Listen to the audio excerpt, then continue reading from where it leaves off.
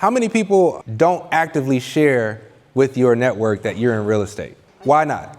I just listened to a LinkedIn thing, Yep. and that's when I decided that I need to do it. Absolutely. Get on LinkedIn and brag about what you're accomplishing, because you're doing some amazing things. Even if you're just revamping a bathroom or rehabbing a house in general, right? Like, that is something a lot of people can't accomplish. You need to be documenting your experiences and sharing that, because that is social capital that is really, really invaluable as you're leveling up from the single family side and you're getting into possible commercial development. Or if you're trying to develop multiple single family sites, people need to know that you're in real estate. My name is Eddy Carrington, and I call myself the mayor of Flux City. I'm basically a real estate developer, and I actually had an opportunity to level up from single family fix and flips to commercial projects. And so I'm going to talk to you a little bit about my journey and getting to the point where I went from land bank properties to redeveloping an $8.2 million project on the city's east side called the Ribbon in East English Village. So I call myself the mayor because as a developer, in order to be a successful developer, you have to wear so many hats and you have to accommodate so many different entities and organizations and people, from the community that you're developing within to the city of Detroit and their many departments, your architects, your GC, making sure that they're happy to a certain extent, and vice versa, right? The state, your financing partners, your funding partners. So there's so many different hats as a developer has to wear in order to successfully get a project from idealization to completion. And so I liken it similar to what a mayor does for a city.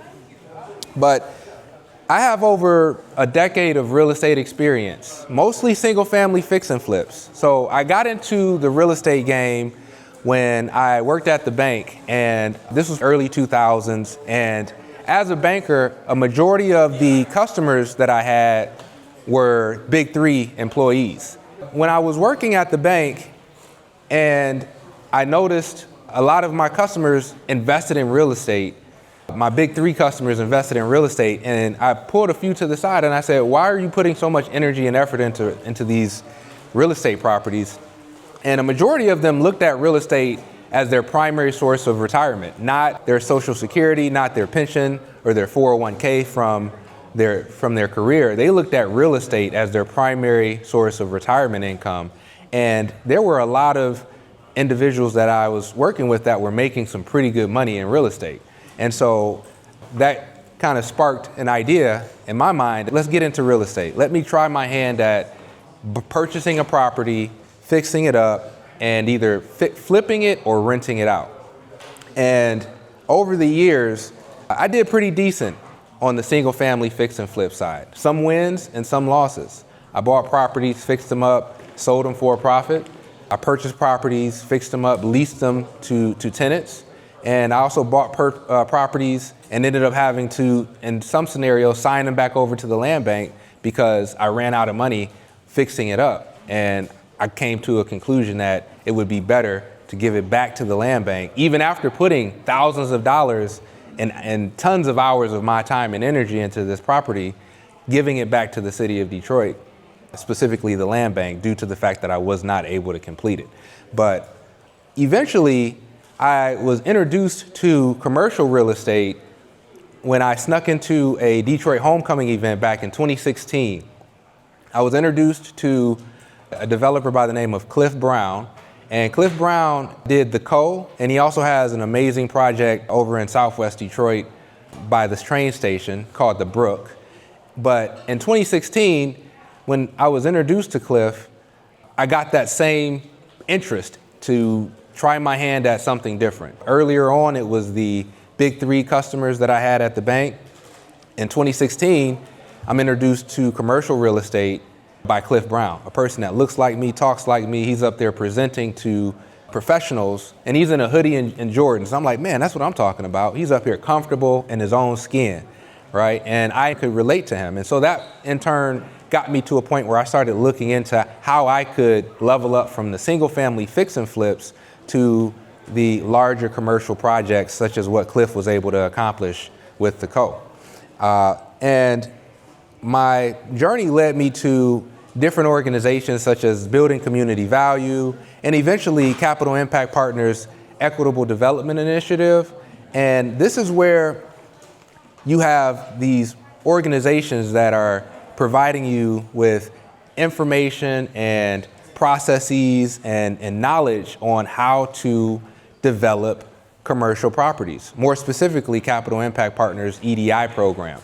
And this is where I really kind of understood and learned the low-level aspect of what it takes to develop a commercial property, right? With the single-family side, I'm coming to the table and I'm coming out of pocket to redevelop a majority of the properties. I'm buying properties from the land bank for $2,000. I'm slowly putting in $1,000 here, $3,000 here. I'm working with different GCs and subs to try to put this project together. Whereas commercial real estate development is a lot different than your single family fix and flips. You gotta have your financing in line, you gotta have the right GCs, you gotta have folks bonded and insured in order for the funding partners to be willing to give you the funding in order to make this project happen. You also need subsidy dollars, especially when we're talking about developing within the communities of the city of Detroit, because most of these projects that we as developers from the commercial side want to develop aren't worth what it's going to cost to build. So what do you need to do in order to put your capital stack in place in order to successfully get this project to the closing table? And that's where Capital Impact Partners Equitable Development Initiative kind of helped out. But on top of that, I did my own due diligence and my own research. I had to figure out how to put together RFPs, requests for proposals, because specifically Invest Detroit, they would every so often release an RFP looking for an emerging developer to redevelop a commercial site that they own in the city of Detroit. So I submitted a few RFPs based off of doing my own research, tracking down other RFPs from other cities and states, and kind of looking at what other developers, larger developers, were able to accomplish and what they submitted in order to successfully get selected for a project in, for an example, New York or Miami. I came across RFPs from Minnesota.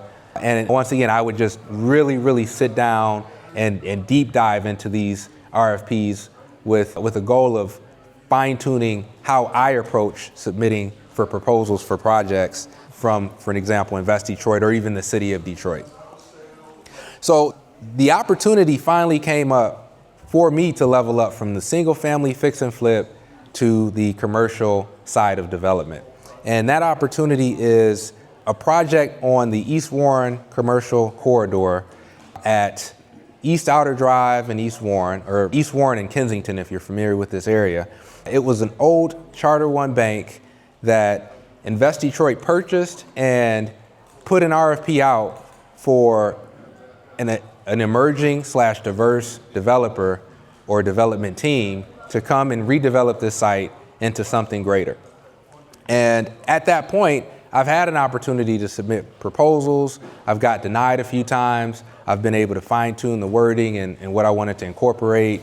I was able to get the relationships I needed with entities like an architect to be able to provide a proposal that is strong enough to convince not only Invest Detroit, but the community that this project is located within. What made this project special was Invest Detroit was judging the actual RFPs, but they also gave power to the community that lived in and around this site. So East English Village, Cornerstone, Morningside, they all had representatives that also reviewed this proposal.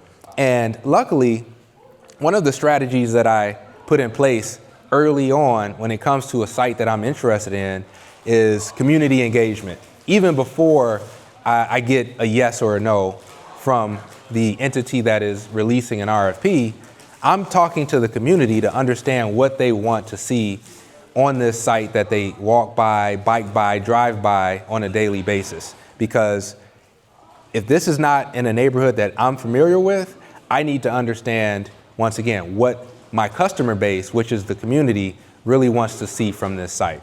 So I've had numerous conversations with the community via block club captains and association meetings and the Commercial Development Corporation, East Warren Development Corporation. So I would have multiple conversations. And by the time I submitted the proposal, I incorporated that feedback from this community within that proposal, which ultimately helped me land this project and give me an opportunity to redevelop it. But community engagement doesn't stop there, right? You have to continuously engage with your customer base, which is your community. And this was during a time of COVID, right? So we were awarded this project back in May of 2020, and that's when the pandemic really hit. And that's when everybody is at home, people are nervous. So how do you do community engagement in a time of a pandemic? Well, we sent out Google surveys. We had weekly Zoom calls with partnership with the community development and entity that is a part of that community. And we partnered with the local CDC, East Warren Development Corporation, and we hosted farmers markets out of the parking lot where we're redeveloping the site at, giving me, the developer, an opportunity to really get in front of the community on a weekly basis to ask them their thoughts about the design, the thoughts about the commercial space, what they want to see on the ground level, things of that nature, to a point where they got tired of me. Not necessarily in a bad way, but that's, as a developer, I think that's one of the things that people don't do enough of. Community engagement. You have to get out there and you have to talk to your community as much as possible. And if you don't, you're going to eventually find yourself getting called out at a city council meeting when you're trying to get a tax abatement approved or a zoning change implemented. The community that you don't talk to is going to be there, and they're going to be loud and clear when they tell the council members that you did not come out and have a conversation with the people that live within that community. And that can really damper your overall plan and your timeline and everything. All right, so definitely keep that in mind. But the East Warren Farmers Market was, once again, one of the most beneficial ways that I was able to engage with the community. Able to have this farmers market in this parking lot also helped the vendors generate over $25K in revenue, which is a bragging right as a developer, because when we're talking to the community, we can highlight, and more specifically, City Council, when we're asking for tax abatements, when we're asking the funding partners for dollars, specifically for subsidy dollars to help fill a gap. When they see community engagement and when they see successful community engagement, they get behind you in this project a lot more aggressively than if you do not do what you got to do. As far as the timeline of getting this project to the closing table, it took roughly 3 years, and we were awarded the project in 2020. And by 2021, we had a majority of our funding kind of locked in place. And our goal was to have the closing of our construction loan by April of 2022. But at the end of 2021, I had my GC kind of go back and have a conversation with their subs to get a better understanding of what it's going to cost post-pandemic to build this site. And it turned out that we had a $1.2 million gap above our initial estimate. Now we're having to go back to our funding partners and say, look, we're another $1.2 million short.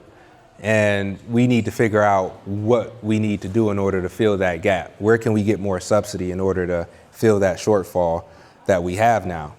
But we were able to make it happen. So this is actually a new markets tax credit deal, very complex, and the capital stack is 9 lines deep when it comes to the amount of subsidy and loan dollars that we have.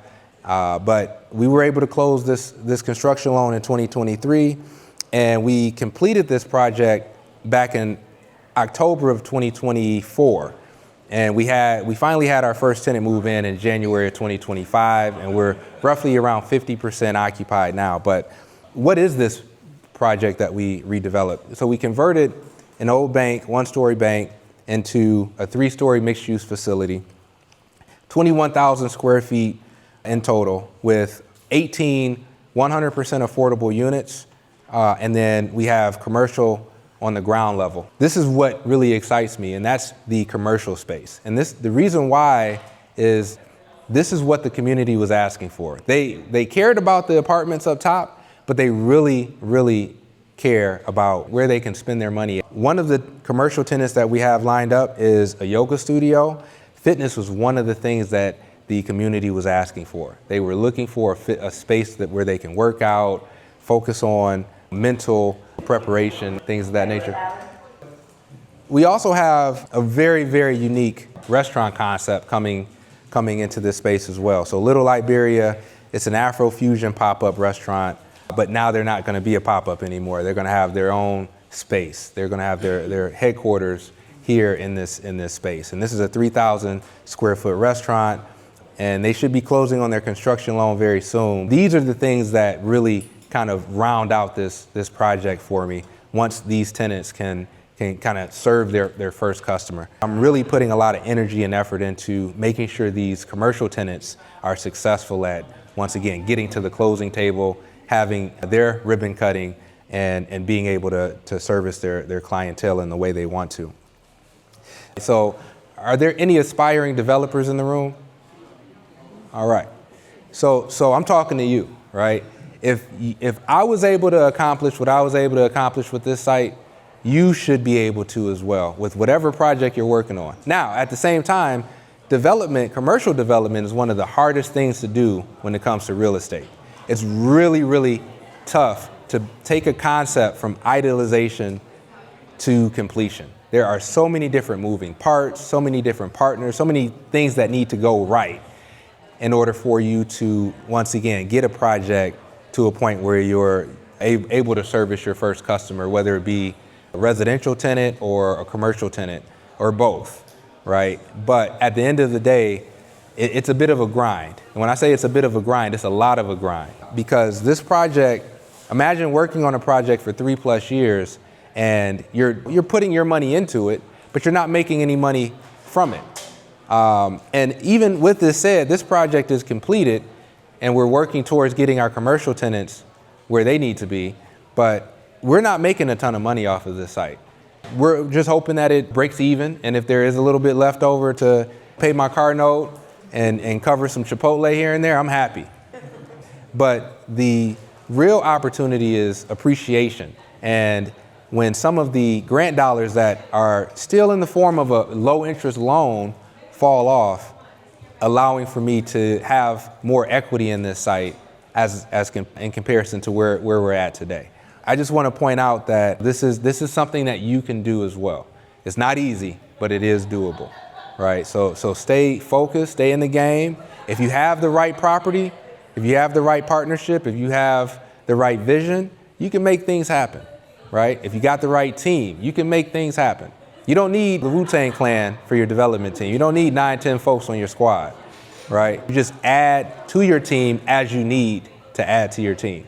If you're starting off with 4, 5, 6 co-developers, it can get challenging. The reason why, imagine you're needing to put in on average 10 hours a week to get this property where it needs to be. But now it's year 2, and you're still not seeing the real traction that you were hoping to see by year 2. And people aren't making any money allocating 10 plus hours a week to this property. You're going to run into a scenario where somebody is not going to be pulling the weight that you're hoping for them to pull, making you frustrated and vice versa. And that can create a number of challenges. So if you are looking to partner with somebody on a project, make sure you have that same vision and you have that capacity to be able to be partners with somebody without seeing a dime for years in order to make something go from nothing to something. How many people don't actively share with your network that you're in real estate? Why not? I just listened to a LinkedIn. Yeah. And that's when I decided that I needed to do it. Absolutely. Get on LinkedIn and brag about what you're accomplishing because you're doing some amazing things. Even if you're just revamping a bathroom or rehabbing a house in general, right? Like that is something a lot of people can't accomplish. You need to be documenting your experiences and sharing that because that is social capital that is really, really invaluable as you're leveling up from the single family side and you're getting into possible commercial development. Or if you're trying to develop multiple single family sites, people need to know that you're in real estate, because as you're starting to have conversations with funding partners in the city of Detroit, the neighborhood, and the residents that live within the community, if they Google you and they don't have any information to go off of from the development side, they're not going to believe you. They're not going to believe that you're going to be able to accomplish what you're telling them you're going to be able to accomplish, because there's no track record socially that they can go off of until now, right? You're here. I'm hoping that you're snapping photos, and one of your first posts or one of your recent posts should be the fact that you're here at this D3 development conference, and you need to brag about it. You need to brag about it, because all of that social capital is going to add up to that right relationship and introduction to somebody that could really take your project to the next level, right? All of these different things really help us get from this stealth development and stealth real estate investor category to a real estate professional, even if you have a full-time job. Because that's one more thing I wanted to point out. I had a full-time job up until 2023 when my project closed. Was it in real estate? No. It was in IT, right? But I looked at real estate as a side hustle until, once again, I was able to get this project that could take me to a different level of development. But even with that said, on my profile, I made sure I highlighted my development company, and I also made sure that with my corporate job, I got the approval to make sure I'm able to publicly share this business. Or more specifically, I let them know I had an LLC outside of my job to make sure that I'm not in any issue with my current job. What's the one thing you would do different jumping into the next RFP? The one thing I would do different jumping into the next RFP would probably be less commercial, more residential. Even though this is a mixed-use facility and I am a fan of retail, one of the hardest things was to find tenants that had the capacity and the ability to open up a brick and mortar and get the funding in place and have a concept that was worthy of a brick and mortar, right? I talked to hundreds of small businesses throughout 2020, even up till now, right? Even up till about 6 months ago. Reaching out to these small businesses, trying to convince them, hey, look, I got a great spot for you. It's going to be white boxed, but on top of the white boxed space that we're giving you, we got tenant improvement dollars allocated to help you build out your space. But in 2025, brick and mortar businesses, especially in the neighborhoods, I'm not talking about just in the city, but like if you go anywhere, if you go into like even in Chicago, and it shocked me last time I went to Chicago, there were tons of storefronts opened and vacant outside of like the core Chicago neighborhood. And so it's really, really tough to fill up your retail space with, once again, an entity that can accomplish what they say they want to. But yeah, I'd probably go smaller retail, but I'd still keep retail in the mix, because I think that really does make for a really well-rounded development. And it really adds value to the community if you can find the right retail tenant, because most of the people you're talking to, they care a little bit about the affordability of the apartments, but they really care about what's going to be on that ground level and where they can spend their money. Is it a small business? Is it somebody from the community opening up a space? That's what really, really entices the community in a number of ways, helping you in some scenarios push your project past approval, because the community may demand retail space, more white boxed space within this corridor that you're developing on.